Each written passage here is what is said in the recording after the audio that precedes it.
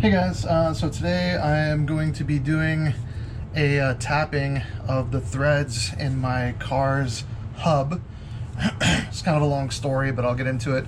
I'm also going to be going over the brake shoes as well, so I'll do a separate video for that. This is just going to be tapping the hub, and I've actually already tapped all these other threaded holes here. The only one that I haven't tapped is this bottom one that you can see that I put a little permanent marker around there. So for my car is a Mercedes SLK230. It's a 2002, and the tap that I'm going to be using is it's a you probably can't see it because it's etched in here, but it's a M12 by 1.5-H2, and it says HSS. I think that's the company that makes it, but it looks like this. And then it has a weird little square bolt thingy on the back side, which you have to use a tap and die kit. So this is the sort of wrench that you would use to do this. It just sits in the middle and just basically has two ends, and you just torque it around. So for this, you do need a little bit of oil. It's recommended. For that, I'm just using classical 3-in-1. You can pretty much use anything. Some guys use WD-40. But what I do is I just put a little bit, like a little drop on the end here, and I'm gonna back off the camera a little bit. It's a little close, and then I counter turn until you feel that click. These are stripped out, but they're not horrifically stripped out. So there's a little counter turn. I felt it click. Now I'm just gonna keep grinding in with my hand, and you can hear it kind of going. I don't know. Hopefully you can hear that. But I'm just going to keep turning until it binds. If it binds a lot, and even if it doesn't, I'm going to back out a little bit. What that does is it kind of grinds out some of the filaments so that they sit in the grooves in here. So I'm going to keep going. It's grinding, so I'm going to just back off a little bit.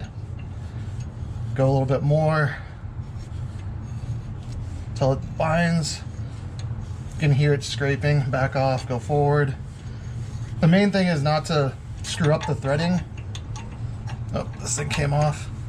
The main thing is just not to screw up the original threads. You want to repair them. You don't want to necessarily create new ones if you can help it.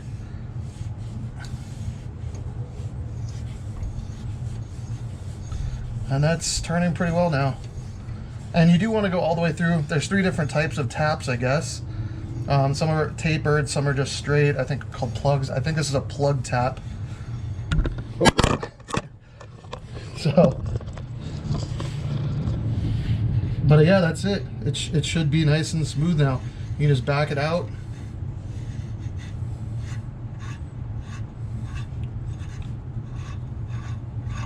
And I try to be real careful at the end here because you don't want to destroy the end threads, obviously. There's the tap. You can see the metal filaments on it. So it's definitely grinding out a new hole.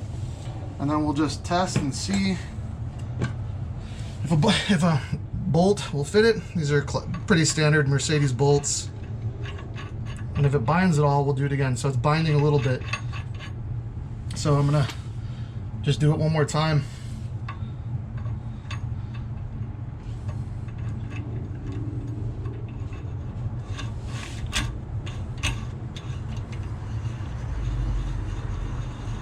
And it's good to have like a can of air or something like that to blow out the little metal filaments that are in there.